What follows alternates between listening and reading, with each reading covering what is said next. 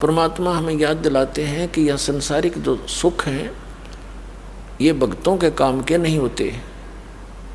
जैसे हम त्योहार मनाते हैं, इनका क्या औचित्य है? इसे गंदे लोक में हम खुशी मनावें या तो अपना टाइम पास करना चाहिए। जैसे एक भक्त मिला, उन्हें दीक्षा ली, उनको जब ये नियम बताए गए ऐसे ऐसे नहीं करना, उसने बताया जी 10 वर्ष हो गए हमने त्योहार नहीं मना लिया।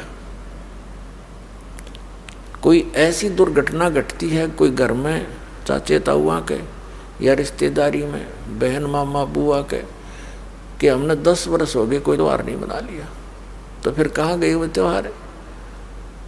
अब जैसे साधु संत इनसे पहले ही बचकर चलते हैं। एक विवाह हुआ एक लड़के का, पहले दिन तो डीजे बजा रहे हैं, सारे नाच कूद रहे हैं, सब बहन भी बेटियां भी कंजरियां की तरह गली में नाचे। ये कोई जीवन है? ये कौन सी सभ्यता ग्रहण कर ली हमने? प्रथम तो भक्तों का वैसे ही ये काम की नहीं, और आम समाज ने भी ना करने चाहिए जो भक्ति से दूर है। बहन बेटियां भी सड़े आम उसमें सड़क पर नाचें, और वो बूढ़े लोग आप भी गेला डूंगे मारें। ये कोई बात हुई? कहाँ गई बुद्धि? मति मारी गई सबकी, अध्यात्म ज्ञान से दूर हो गए। पश्चिमी सभ्यता को हम इन मीडिया के माध्यम से बुराई को ग्रहण करते जा रहे हैं, इसको दूर करना है हमें। ये भक्ता के काम की नहीं, बाकी चाहे कोई कुछ भी करो, बस उनको भी यही प्रार्थना है कि यह बुराई कतिकरण की नहीं है।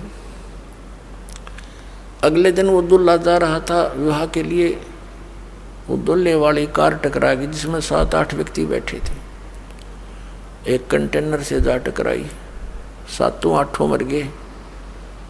पहले दिन तो नाचे थे, अगले दिन टक्कर मार रहे हैं। बाल पाड़ रही वह बहन बेटियां जो पहले दिन नाचे थी।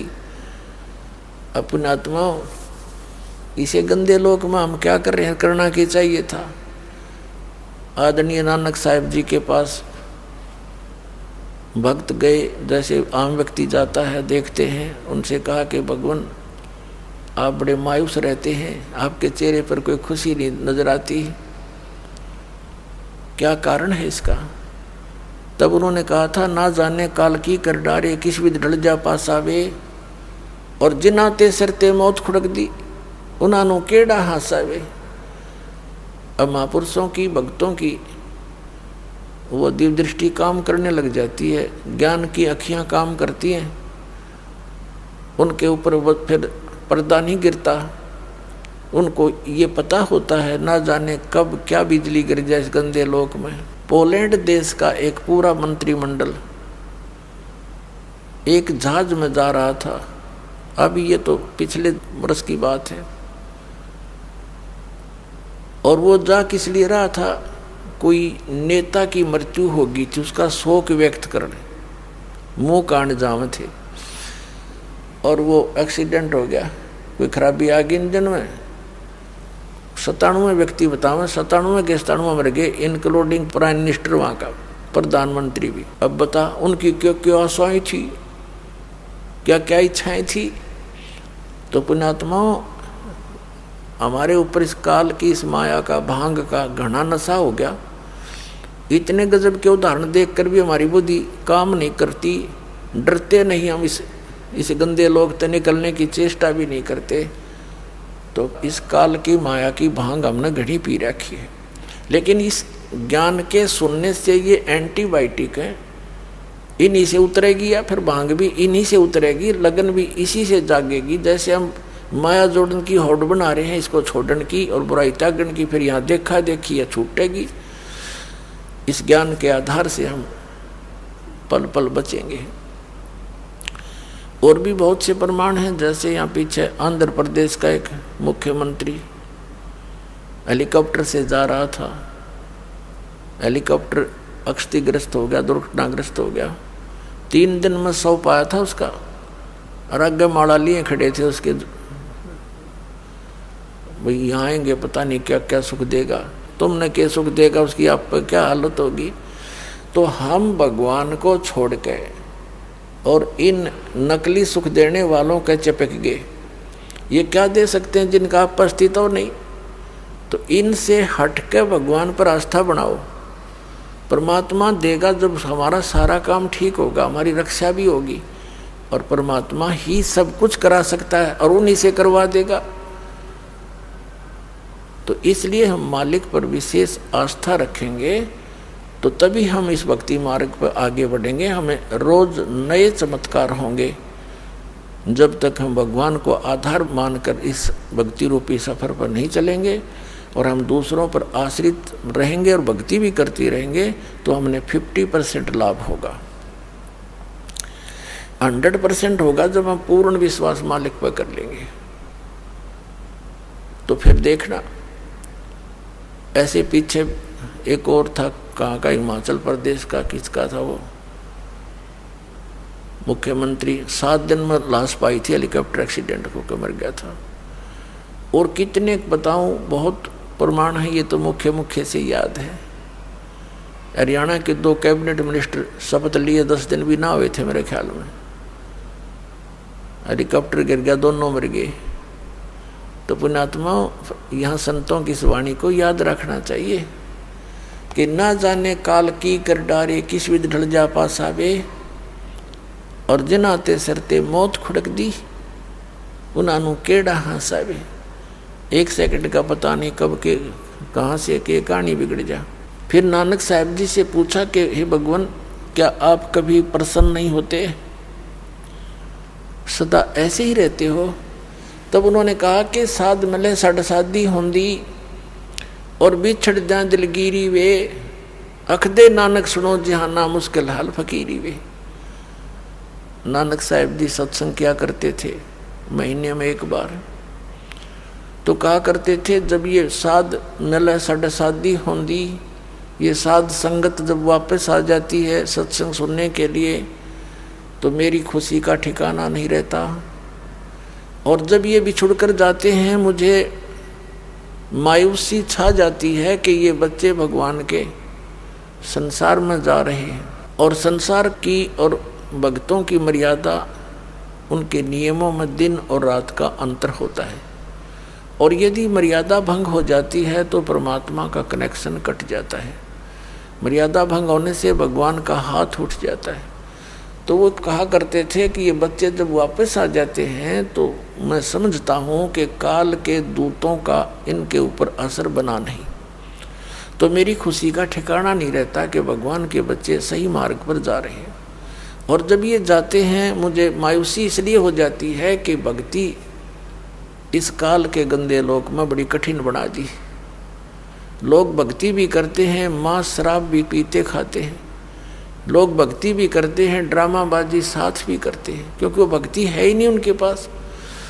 तो यहाँ कहते हैं, साध मले सड़ साधी होंदी, विछड़ जा दिलगिरी वे, अख दे नानक सुनो जहाना मुश्किल हाल फकीरी वे।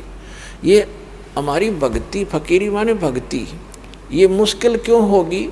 क्योंकि हमारी परंपराएं जो भक्ति बाधक वो घनी फैला ली हमने। उन परंपराओं को कम करना है, बिल्कुल सिंपल वे माना पड़ेगा हमने, जब हम सफल हो पाएंगे।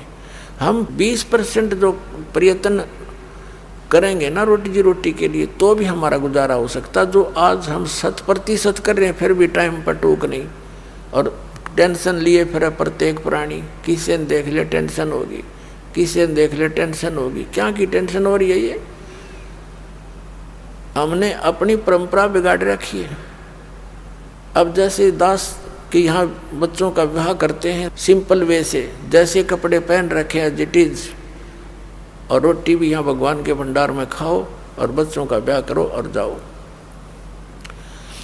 और जैसे घर पे भी करते हैं तो भी इसी तरह हमने ड्रामाबाजी नहीं करनी। परमात्मा ने ब्याह बच्चों का कर रखा होता है। अब हम ज़्यादा दुखी इन बातों से हैं कि जिसका 3 बेटी होगी, अब उसको पता है कि समाज में किस तरह विवाह किया जाते हैं, तो उसका जीना हराम हो जाता माँ बाप का।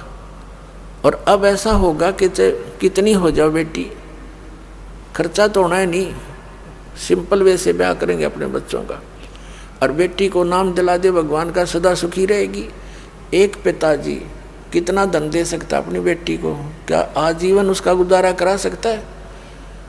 फिर भी उसने अपने संस्कार से ही उसका काम चलेगा। तो संस्कार हम अच्छे बनाएंगे, बचपन से मालिक से जोड़ देंगे उन बच्चों को, तो परमात्मा सदा साथ रहेगा। जहाँ हम उनका साथ नहीं दे सकते वहाँ भगवान साथ देता है। तो हम दुखी इसलिए हो गए कि हम परमात्मा की उस लाइन से दूर चले गए जिससे हमें सब सुविधाएं मिलनी थी। अब पहले तो जैसे पुनकर्मी प्राणी थे सतयुग त्रेता द्वापर में, उनके पूर्वजन्म की बैटरी इतनी चार्ज होती थी, वो कुछ भी साधना कर रहे होते थे और चाहे ना कर रहे होते थे, सारे सुखी नजर आते थे। जो साधना कर रहे थे वो ये सोचा करते थे कि हम जो भक्ति कर रहे हैं इसी से हमें लाभ हो रहा है, क्योंकि आत्मा भगवान की भक्ति बिना रह नहीं सकती। और जो नहीं कर रहे थे वो उनका गिनती नहीं। लेकिन पहले ऐसे कोई व्यक्ति नहीं थे जो परमात्मा की भक्ति ना करते हों, साधना चाहे वो कुछ भी कर रहे होते हैं। अब भी विश्व में 70-80% व्यक्ति हैं जो भगवान में आस्था रखते हैं। थोड़े बहुत जैसे चीन और रूस जैसे लोग हैं ये नास्तिक हो गए हैं, ये भी इन नकली गुरुओं के कारण ही हुए हैं, जिनके द्वारा बताए गए भक्ति विधि से परमात्मा से मिलने वाली राहत उनको हुई नहीं, जिस कारण से उन्होंने अपनी सोच से ये विधान बना दिया भगवान कहीं नहीं है, अपना करो और खाओ बस। और काल यही चाहता है कि इनको ऐसी उल्टी पट्टी पढ़वा दूं, ऐसा गलत भक्ति मार्ग बतवा दूं, इनको अध्यात्म लाभ हुआ नहीं, ये नास्तिक हो जा। परमात्मा का ये प्रयत्न रहता है कि इनमें आस्था बनी रहे भगवान की। खुद आते हैं दाता, जगह जगह प्रकट हो जाते हैं कि कहीं भी रह करके गुप्त, जैसे पहले तो मीडिया भी नहीं था, कम्युनिकेशन भी नहीं था, कहीं भी आ जाते थे, सुना करते थे। एक साधु 10 वर्ष रहा था, उसका पता नहीं, नाम गाम बताया नहीं, और वहाँ बहुत से अक्षेत्र को शिष्य बनाकर भक्ति विधि बताकर उनको बहुत से सुख देकर और अंतर ध्यान हो जाते थे, ताकि परमात्मा की आस्था चाह इस बनी रहे। तो पुण्यात्माओं, प्रत्येक प्राणी सतयुग त्रेता द्वापर तक अवश्य भक्ति करते थे, और वो भक्ति करते थे न सोचा करते हम जो साधना करें इससे लाभ हो रहा है, और हो रहा था उसके संस्कारों से। अब जैसे ये दास पहले हनुमान जी का पुजारी था, श्री कृष्ण और विष्णु जी में विशेष आस्था थी, और परंपरागत साधना अपने बाबा श्याम जी की भी करते थे, और जो संसारिक सुख थे वह लगातार होते आ रहे थे। जैसे पढ़े, फिर नौकरी प्राप्त हुई, फिर बच्चे हुए, लड़के लड़की हुई, खूब ठीक ठाक सारा काम बढ़िया था। तो हम ये सोचा करते थे, खुशी मनाया करते थे कि हम जो भक्ति कर रहे हैं और जिन भगवानों पर आश्रित हैं यही हमें सुख दे रहे। अब पता चला इनका तो ना तो वो भक्ति थी जो को हमें सुख दे, ना ये भगवान थे जो हमारे को प्रारब्ध में परिवर्तन कर दे। तो ये हमारी बैटरी चार्ज थी पहले की, और उसी से सुख था उन पुनों से। अब दया होगी दाता की चार्जर मिल गया ना, तो ये दुर्गति हो लो इबने, वो सारी सुविधा खत्म हो जाती। जिन भगवानों को और जिस भक्ति को हम श्रेष्ठ मान कर और पूज रहे थे वो श्रेष्ठ नहीं थी। तो इस प्रकार हमने अपने बच्चों को परमात्मा के साथ जोड़ना अनिवार्य है। कोशिश करते रहो, जैसे बुजुर्ग हैं उनको बच्चे युवा हो गए हैं, वो नहीं मान पा रहे हैं, लेकिन स्वयं दृढ़ रहना, स्वयं दृढ़ रहना, एक दिन उनको मानना पड़ेगा। जब तक ये काल की भांग का नशा है तब तक प्राणी भगवान से दूर रहता है, और एक ऐसा झटका देगा काल, सीधा हुआ पाओगा, नाक रगड़ता पाओगा और कहेगा पिताजी कहीं ले चल। ऐसे दास ने बहुत से देखे हैं। एक बहन का पति नहीं मानना था कि फौज से रिटायर हुआ था, 5-7 बोतल मिल जाती महीने में सस्ती फ्री, लावा गुट्टी टीटी पाक रहा था, उसके गले में कैंसर होगी। 2 साल के बाद वो लड़की नाम ले रही थी। अब सारा धक्के खा लिए, फिर ने बोला कि इतने ले चाली, मैंने ना गाली दिया करता दारू पी के, ओके ले रहा है, मैं हूँ तेरा भगवान है। गुरु किसने भगवान बना दिया, गुरु को क्या जरूरत पड़ेगी, मैं हूँ तेरा गुरु। ठीक है, पति पत्नी का नाता अपनी सीमा तक है, गुरु तो एक सेपरेट वस्तु है। तो कहने का भाव ये पुण्यात्माओं, परमात्मा से डर जिस प्राणी को नहीं है वो आधा तो उसे दिन मर ले है जिस दिन भगवान से नहीं डरता, और फिर काल का झटका आएगा, फिर उस पर उठे को नहीं पूरा हो, तो आखिर में फिर आपके साथ आना पड़ेगा। तो इस प्रकार पूरा विश्व अब परमात्मा के चरणों में आएगा, क्योंकि इन भौतिक सुखों से ऊब चुके हैं लोग। हमने देखा एक बार हम गोवा गए हुए थे सत्संग करने के लिए। सत्संग का भी वहीं पर ऐसा स्थान नियुक्त हो गया जो समुद्र के बिल्कुल निकट था। तो हम उधर घूमने गए तो वहाँ दूर देश के आए हुए रिच मैन, धनी व्यक्ति उड़े नंगे लौट रहे समुद्र के किनारे ने कहा यहाँ शांति है। हम शांति ढूंढे माया में, और वह माया छोड़ के शांति ढूंढे और रेत में। देख सारी उल्टी पढ़ाई पढ़ रखी हमने। तो ईब वोस्त कति छक लेंगे इस भौतिक गाने गुणे सुनकर, टीवी टावी देख कर, मोबाइल तो भी बोर हो लेंगे, क्योंकि जो आत्मा को चाहिए वह वस्तु मिल नहीं रही।